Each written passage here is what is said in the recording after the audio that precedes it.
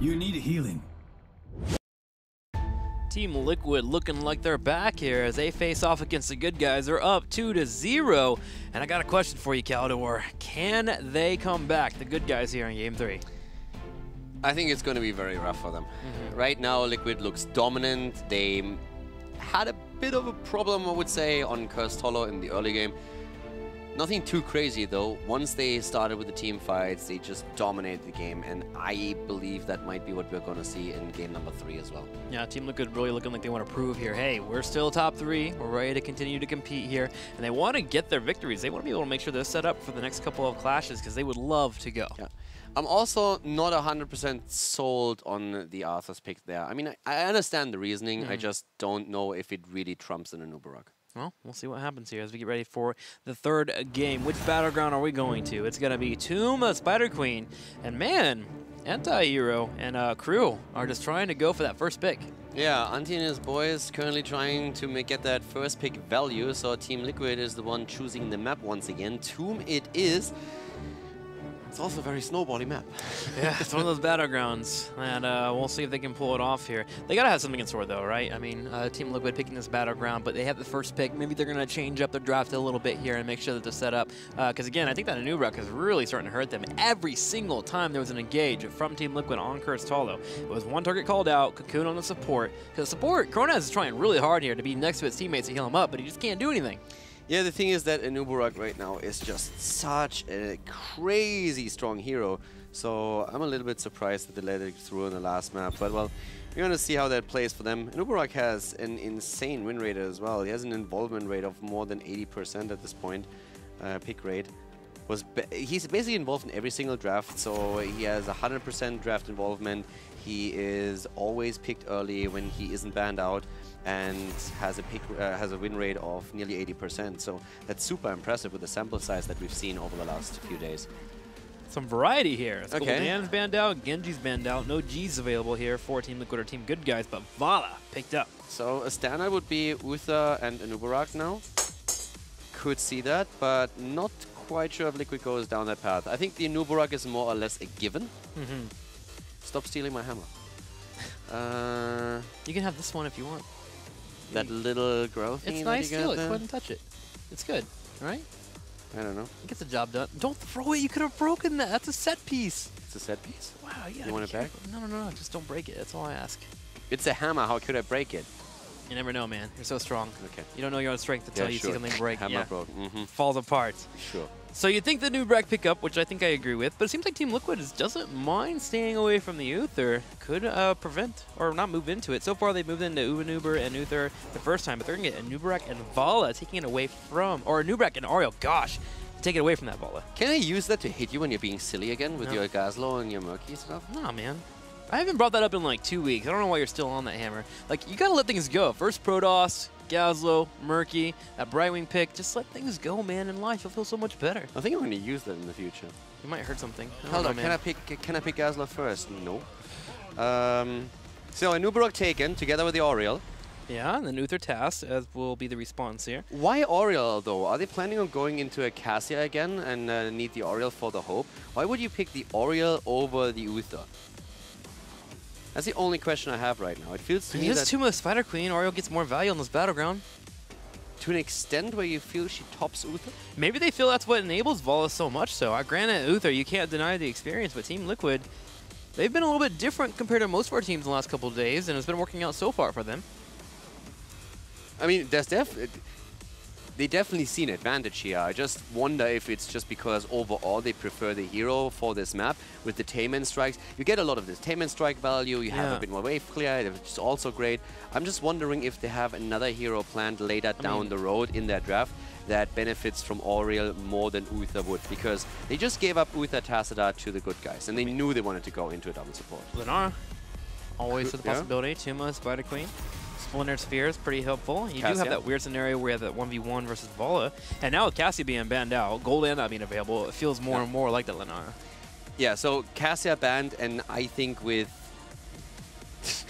you guys are silly. I think with the Oriel taken, they had the same thought process. They just said, okay, listen, they just picked, they just let us pick Uther. and took the Oriole. They must have a reason for this. Let's ban out the Cassia and make sure we're not running into this again. I think this is the time when we're going to see that result of what it's going to be. It's also another blind against Vala, and you don't really want that when you put all your eggs into the Vala basket. Yeah. It's very similar to what we've seen earlier when D.Va was actually taken with the defense matrix against the hyper carry that was supported by 2 supports. So all of a sudden the damage is gone, and then what are you going to do? Very hard to pull off. Okay, Team Liquid, it's time to show it off. Lili and Lunara. Yep, there we go. Lili, that's the one I didn't expect. The Lunara made a lot of sense after Gul'dan was taken away and after Cassia was taken away with the Oriole. But the Lili adds an interesting touch to this. Yeah, Lili's like, all right, we'll make our own pseudo Cassia here. We'll get Lunara with the damage, bring out the battery there for the Oriole, and we have Lili to bring out the battery. So it's going to take, you know, 2 heroes to do Cassia's job, but they're going to get it done. Yeah. Still a pick that I didn't expect. I don't think anyone did, though. Let's be honest. Not even you? Not even me. Our special snowflake? I was not expecting Lili. I've forgotten about Lili, actually. It's been a couple weeks since I played her. How dare you? I know. I know. I even leveled her up on EU. I was playing her in EU. I know. I was yeah. in the game. Yeah, I was leveling her up for a little bit, and I totally forgot about her. We came in and he was immediately like, Calder, you play Water Dragon Lili today. And I was like, yeah, okay. That's what the hammer's for in the future. And Water Dragon wins all the time, man. Yeah, we actually did.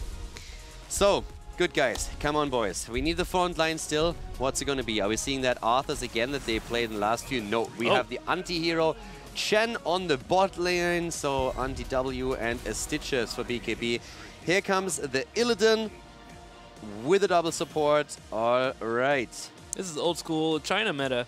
Lunara Illidan in the mix-up here with the Oriole mix-up. Lili's a bit of a different variation, but very, very strong in terms of the idea is you're working the Illidan in. He's being a bit of a harassment, especially when you open up the battleground, and then Lunara is the one that comes in and gives that final blows. You create space. Yeah, create a lot of space there, and you bring in that damage. Now, Stitches I like here. You're going to be able to get a lot of disruption set up here, especially if you can land Lili there, get the stun, pull them in there, and get a focus on that kill target. Do they have enough kill potential, though, with that Vala being on the right side as the only main damage? I think it's going to be really rough once again because there's so much momentum on the side of Team Liquid when they go in. Either Hunter Metamorphosis, but if they just keep on the Vala, a hero that runs can't fight. So just go in, get a blind in there. Cocoon is also available once more. I think it's going to be a rough one for the good guys. It's going to be a rough one here, but Team Good Guys really believe in their draft here, believing in the anti-hero. Chen here, so he'll be that bottom lane rotation to control that lane, continue to 1v1, and then come in for the fights later on. But it's going to be a hard one here for the Good Guys. Can they pull it off? Let's find out. It's Game 3. Good Guys looking for the first victory here in the best-of-5 series. It could be the last game of the series, or it could be the start of another reverse sweep. The Good Guys going up against Team Liquid, and to the left it's Liquid with Norok on Lunara, Blumby on Anubarak. Hazorps is looking for adventure today with his Lili. We have Dartmok again on Illidan and Splendor on the main support. He is playing Oreo. Team Good Guys on the right side in the red. Anti-hero is going to be playing the Chen. Going to have BKB playing Stitches here. Kronaz will be on Uther. We're going to have Zay on the Vala. And last but not least, Raid Boss on Tassadar. So, a little bit of Tassadar action here in the game. Great also for the control of the 2 turn-in points, thanks to the vision that he grants. Chen with Elusive Brawler on 1. Probably going to deal with the Illidan at the bot lane, at least at the start. Good for diving at Lunara, too. I think one of the things that you have to do against Lunara is apply pressure. Get on her and make her kite backwards, which makes it much more difficult for her to move forward, use the Splinter Spear in the most optimal situations. But it's going to be a difficult task here for that Chen. But comes out, hits Darkmok, but he gets away. Yeah, there's also the double support there that really helped them. But they are taking a lot of damage. Blumby has to retreat, too. Probably going to just... Oh, he actually taps the fountain. And we have Anti jumping down to the bot. So we see him on that solo lane, which is one of the main roles that he plays for the team here, as the rotation with the double support is running at the top. Anti immediately being attacked here, quite low, but able to get away. He hits the brew once again, taps the fountain. Now can turn this around. But we have Illidan up at the top. So Liquid is shifting the rotation. They're rotating mid-bot instead of mid-top. And Team Good Guys trying to follow. Losing out on the reactions here as Illidan run at the top here, pushes it in. He's trying to slow down the Stitches here to deny experience on the minions, but also working some auto attacks. Anti-hero will help out as well, but oddly enough, Now 3-man, really dictating a lot of pressure and resources here from Team Good Guys. Yeah, TGG is trying to meet the rotation, and they're putting now the Illidan against the Chen at the top lane instead of the bottom, so immediately the rotation happened as anti-hero moved top, and we saw BKB quickly get some experience with him. But we have the 3 heroes down to the bot lane, so the double support Vala just roaming together the entire time, and up to the top. Let's see how Darkmok is going to fare here. Shouldn't really have a chance of taking down Chen unless he gets some help from one of the stun heroes. But overall, a start where especially Liquid is attempting to shake it up a bit and push their opponent out of the comfort zone. So far it's been doing all right here, but experience continuing to be tied for both of our teammates here. BKB keeps going out for hooks. Only landed one here has been pretty important, but you can tell Kronos is just inching. He's wanting to make sure he's there for that stun. I just don't know if they have the kill potential to actually take somebody out. It's definitely going to be a bit tricky for them. I think if they get the Lunara, they will probably have a good shot, especially if Chen is with the rotation. But outside of that, I don't see it happen. Maybe the Oriel? Do you think Divine Storm is a choice here at 10 to help out with that effort? Or I definitely think Divine Storm would be a good idea, especially against Illidan. Yeah. What are you using the Divine Shield for? You have the Vala as the only damage, so you need to keep her safe. I guess it depends a bit. Both would be great. One is trickier for the Illidan to deal with, and the other one would keep your Vala safe. Depends a lot on how aggressive Zay wants to play with this. But here comes the hook against the Oriel. That's a really good one, but they don't have Chen, so he can't jump in with this. But they are really starting to at least push the fight back. I like BKB coming in there, and after the blind was used there and Ball got through the duration, going for the hook to go for the kill. That's their best opportunity to get those kills, because Lily right now is building full into her E build, which means if she doesn't have it up, there are going to be scenarios where Team Good Guys can start to get the damage in the fights, but they have to play around Lily, which is odd enough to say, but Lily with that build can actually be quite devastating. Oh yeah, Lily can be super annoying, and usually is. Nice hook here against Blumby, but they don't get the follow-up, and his stun is there. Illidan trying to turn it against BKB. They're moving in here. Splendor zoned out slightly. With his Oriel, he went into the Righteous Assault on 1, so the cooldown reduction build for his Oriel. The kill against Vala. Whoa. Big detainment strike. Yeah. Lunara bring out the damage there, and slowly but surely Team Liquid is starting to take a lead in the experience world here. 6.5 to slightly 6.25, but they're also dropping off those gems, and they have enough to get a full turn in and get the Web Weavers pushing, and they will at 4 minutes. Blumby also with a bed of barbs on level 4 for his Anubarak, and you could actually see him use it just to slow down the approach towards the turning point, so that it would be harder for the good guys to get an interrupt there. So quite well done by him, and a really good use of the talent, and you can see the value on this map in particular. So Liquid has the first Web Weaver wave, and this is once again where Illidan can start to shine. If he gets the play here, but if he still finds himself at the top, they don't join up with the rest of the team yet, so Liquid is trying to get the value without him in that mid lane in particular, draining most of those towers out of ammunition a long time ago. And they are breaking these towers down easily, with Vol being in the bottom and Chen at the top. There's nothing Team Good Guys can do to stop this pressure coming from the Lunara as she continues to sprint forward and start breaking down the fort. With Hasselhoff joining in on the fray, this looks like a fort that will get low on health, maybe even killed. They should be able to take that down. If there's no rotation from the bot lane, I don't see how you could stop this. Because as you said, Uther and Stitches are not going to do a thing here. But now we have Tassadar and Vala back, and that might be enough to stop this. At the top lane, Illidan is still doing his thing against Chen. Both of them locked into that battle, but Liquid, they are just going for it. They take the fort. They are level ahead here already. Looking fantastic when it comes to them heading into 10 and getting the potential double turn in back-to-back. This is scary for Team Good Guys. When the Lunara gets ahead and she has Splintered Spear, it starts to become very stressful for your healers to keep anybody alive. She's working in those auto attacks, having that slight advantage because of levels. Oh, Team Good Guys gonna need to have to make a play soon, and I hope it's a hook into a combo to kill somebody off, because that's really one of their main ways getting back into it. It's, as you said, it's really going to be tricky for them. If they can get the turn in, that would be awesome, but Chen falling at the top lane, ganked here, that is a big problem. They also lost a fair amount of gems to this. He was a solo laner the entire time, so he has picked up quite a few. And they are just continuing. Illidan is getting his momentum down to the bot lane. There comes the knock up against Kronos, and he is down. double kill, 3 in total, as we have Liquid just pushing ahead here at that bot lane, dropping the towers. Team Good Guys just looking terrified right now. There was a moment where Ariel was literally sitting next to Uther, kiting him forward, willing to threaten a detainment strike at any point. That's how far ahead and how confident Team Liquid feels right now. The hunt coming off, Darkmok diving into Bala. Zag doesn't even have a chance. You are nowhere safe on this map. You can't hide. Liquid is brutalizing the Good Guys right now. This is a 2-level lead already that we see, and they haven't even gotten the second turn in. Raid Boss might escape. Yeah, ho. That was... They actually saw him moving away there, but that would have been another kill. So right now, they can get an easy second turn in if they want it. They have already taken control of the entire map. Liquid... It's actually hard to tell if Liquid is just absolutely back into their old perfect shape or if the Good Guys are just having a rough time in their first HGC game. I think it might just be a combination of both right now. Team Liquid prepared and ready to show that they're ready to be back in the HGC and kind of go back to their dominance, while Team Good Guys just not quite there at the moment. What are we learning from this series? It's a simple lesson. Don't give Illidan to Darkmok. Yeah, keep him away from it. Also, make sure that Hostile Wilds drops Lily all the time. The only thing bad about Lily here, no Water Dragon, unfortunately, at level 10. Got the Jug of 1,000 Cups. But in all seriousness, there is a reason why you go for Jug here. The Slime build for Citrus on the other side, and the multi-shot. If you can make sure that you pop the Jug after those two come out, what damage is going to kill anybody? It's also another reason there are basically no Suns available. The only hero that you have to stay away from is Uther. Yeah, so you just completely top everybody off there.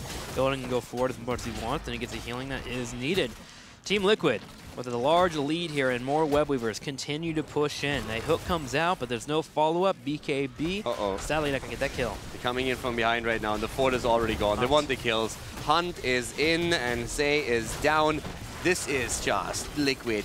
I mean, there's no 10 for the Good Guys. This is easy pickings for them right now.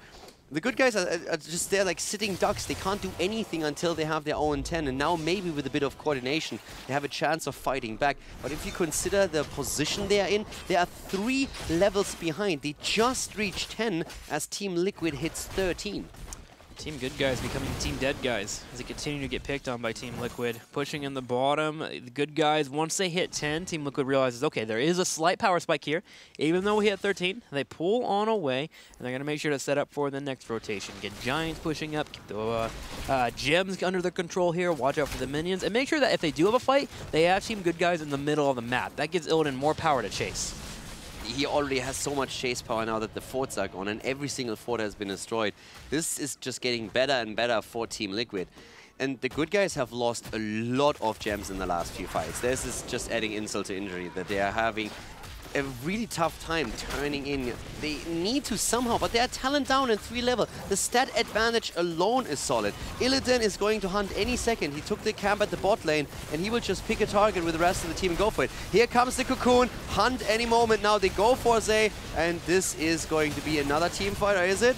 No, Purify the stun. They keep them alive a little bit longer, but Uther is down, and so is Vara. Nurok and that poison really just coming online there, shredding through multiple members. Lumpy actually missed out on a stun, so Vala lived long enough, but the power advantage that you were alluding to earlier was enough while Nurok put out that Splintered Spear and destroyed everything. That's a bit of a wake-up call here for the Good Guys for sure. You had 0-2 already, and on the third map, you are dominated hard. They haven't gotten a single kill. It's 10 kills against them. And Team Liquid's biggest problem right now is, what do we take down first? That's the only issue they have. Do we get the turn in? Do we get the boss? Do we just kill a keep? Or do we just end the game? So, I mean, it's rough, but this is a bit of a wake-up call, I think, for one of our new teams. And it's also, of course, a very big question. What exactly does this mean for Liquid? Are they really so dominant that they're currently taking down a strong team? Or is the Good Guys just have they not arrived in the HGC yet? We'll have to get the answer soon here. We'll have more time, but right now Team Good Guys just have to worry about defending this boss on the top. Keg has been picked up by Shen. He finally picked up his rogue here at level 11. Can they pull anyone back?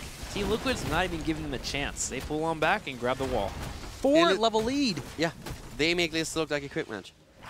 We have Illidan in the mid lane also taking... He took a few structures down before he went in to push the lanes back, got even more experience. But they will hit level 16 before the Good Guys hit 13. Unless we see a hero kill now. There's No? the Aegis, though. Isn't enough. Hasselhoff is low, but not dead here. The hunt comes out, and Team Liquid takes a gank and turns it around. Team Good Guys, Darkmod charging forward here, gets low on health, has to kite back, but Blumby will lead here as we look for more kills. Yeah, nice use of the helping hand here to save at least Chen, but they lose Vala again. Zay gets dominated, and Blumby doesn't even care. He just jumps in deep. Look how close they are. This is any second going to be another 4-level lead with a double talent advantage. 2 talents. Keep here too, 16 well hit. Team Good Guys, I don't think you are going to lose your core completely yet, but it's looking pretty poor here for the team. Chronos will bring out the stun, but Darkmok doesn't mind. He delivers the final blow. Keep does fall. The 4-level lead continues here as Team Liquid pulls on back, and they have a turn-in. Oh, yeah, they're going to have an easy turn in there, for sure. I know states where this isn't legal. This is just absolutely rough what we are seeing here. This is, oh, wow, Team Liquid, I mean, 12-0. It's quite the beating right now. Team Good Guys, what can they do to come back if they do pull it off? Trying to be optimistic here. It is relatively difficult. A hook, I think, is the only answer. I mean, a hook into a keg, into a keep or core for a 1 kill could be a saving grace. If you have kids watching this, be a responsible parent and turn them away from the TV, because that can traumatize someone. This is kind of hard for them, man. We'll see. Team Liquid moves in, starts to look at the keep, continues it up, is pushing as a full unit. Illidan ready and primed to hunt at any point here. It's going to be the keep easily down. The 4-level lead continues. Team Good Guys. They need a miracle. They definitely do. I think at this point you just go all in, right? And just try to make something happen. It's getting pretty poor here. Yeah, I mean, what can you do? That's the question. The keep is lost in the middle. Your Webby was pushing in mid lane, top lane, bot lane. What can you do? At this point, you're just thinking about, do you write your GG in caps lock or not? So they are trying to defend here, but this is Team Liquid on a completely different level. They are unleashed here. They are just not taking any prisoners. 12 kills to 0. Cocoon is on the ground. Liquid goes in. We have Lily with the ult going for the cups here, healing up everybody. Maybe a kill for the Good Guys as they're jumping in, but that's the kill against Uther as Illidan hunts once more, and Darkmok is just completely... I mean, this is brutal. Yep, he just shredding the core here as he is prepared to take the victory here. 5 levels. 5-level lead. Team Liquid with a 3-0. And Team Liquid, after this series, seems to be back. Yeah. You could say that. You could say that, or it's just simply the Good Guys not being prepared here. That was hard to watch. Yeah, but I think this is a really good moment, you know. Coming through the open division, you know, Team Good Guys did really, really well in the entire division. They had to have some confidence and such. Coming into the HGC, now you get an idea of where your power level is and what you can strive for. Can we eventually take down Team Liquid? Remember, they'll have a second chance here in the next couple of weeks to face off against them. So again, we have already said that their scrims weren't going as well as they hoped for, simply because they had players that were sick. So that plays a role here. Also, Team Liquid, super motivated heading into this with a bang, since last season didn't end the way they really wanted to. At this point now, thinking about this, it's definitely one of those points where the Good Guys have to look at it and say, like, okay, this is where we stand right now. If we really want to go into the top 3, what we aim for, because they have the skill, they have the talent. There's no question about that. If we really aim for that, we need to increase our schedule. We need to just get more practice in. We need to make sure that we are stepping it up a lot, because at this point, we are not where we want to be. For them, it's definitely a lesson to learn here, and it's a lesson that you can learn early on in the phase, and then you are in a good spot. For Team Liquid, on the other hand, this is exactly the start that they wanted. This is a fantastic opening. They are just telling everyone, listen, guys, we are back. We had problems at the end of the first phase, but now we are completely back online, and if you go up against us, we will bring the pain. Yeah, they're coming in here and showing off the execution they've been working on, and it looks like we actually have a member on the side here to interview. How's it going, man? Welcome to the show. Hey guys, how's it going? Oh, it's going great. I gotta ask you, man, is Team Liquid back, or was that just a really good showing today? I guess it was a really good show. Actually, I guess a bit of both. Like, we actually have a new coach, and we are feeling really, really good. And like, we played well today. We played really well, I think. Tell me a little bit more about the coaching. Did you guys go because you're trying to get the mentality back for you guys, or is it more if you just want someone to help you push you to the next limit? Both also. Like, we started with tryouts, I think 2 or 3 weeks ago, and we actually got a really talented professional coach. I cannot call out the name quite yet because it did not get announced officially. It will probably be in the next 2 days, but he is a real professional, and I'm really happy that we can call him our coach. Awesome. Well, it's showing. Congratulations on your victory. I'm going to send you over to Caldor. So, first of all, congratulations, of course. Nice showing here today. I have basically 2 questions. First of all, how do you judge the victory right now? How would you judge your opponent in particular? It's a bit rough for us to currently tell what kind of power level is this. Is this just an opponent that is struggling, or is that you guys just absolutely dominating? Can you maybe tell us a bit how scrim results are going and what you feel that victory actually means? So Team Good Guys, they are a new team. They won the Crucible pretty convincingly, I would say, but they are definitely inexperienced. Like, we managed to outdraft them at least twice today, and they are not very experienced macro-wise. They don't have the best rotations, so we just took advantage of that. So it was not the hardest series, but I'm sure they will improve over the season. Okay, then one more question towards you guys. So you said you improved, you have a new coach, you feel a lot more confident. Can you give us a bit of a comparison? How much stronger do you think you are now compared to the end of the last phase? Do you feel like you're on the top level again, or is there still some wiggle room where you say we need to improve to make sure that we can not only be in the top, one of the big 3, but that we can actually contest Dignitas and Fnatic? So the biggest issue we had at the end of the last season was pretty much only psychological. Like, we were having a barrier in front of our faces and we couldn't play our best. Like, we were not pressing our buttons. We were just AFKing and waiting for the enemy team to do mistakes.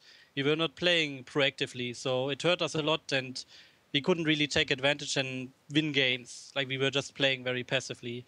So the coach, of course, the immediate effect is there, but it is not like 100% yet.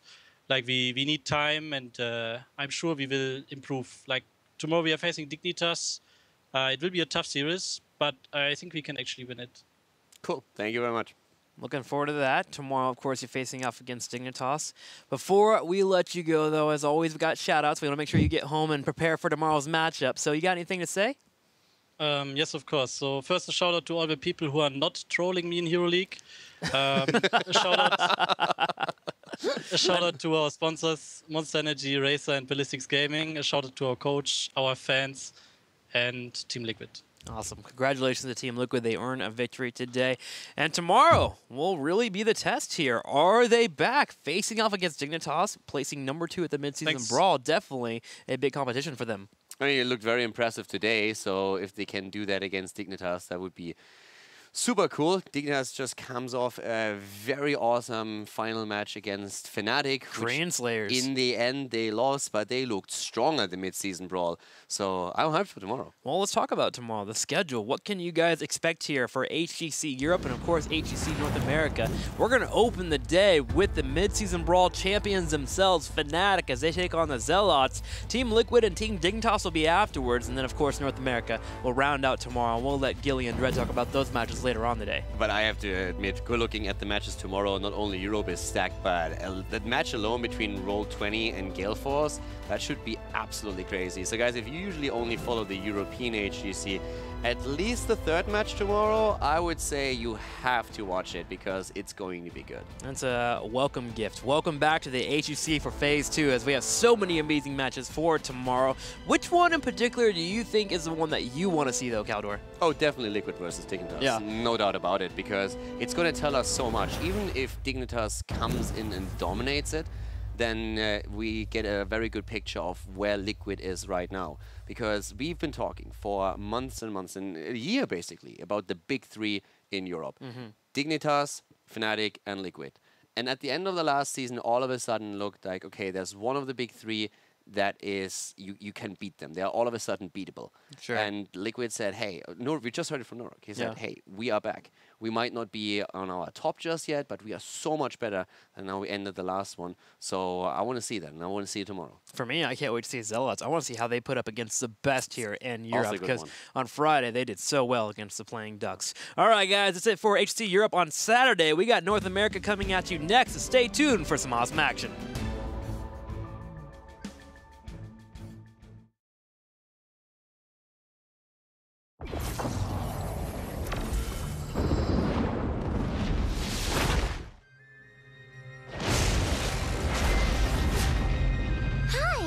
we meet again. Since time immemorial, Azeroth has been guided by the Dragonflights, each granted a sacred task to preserve a fundamental aspect of the world. Chronormu, or Chromie to her friends, may appear to be a friendly yet distracted gnome, but in truth, she is a bronze dragon and an ardent defender of time. Now her charge to preserve history has brought her into the conflux of time and space, known only as the Nexus.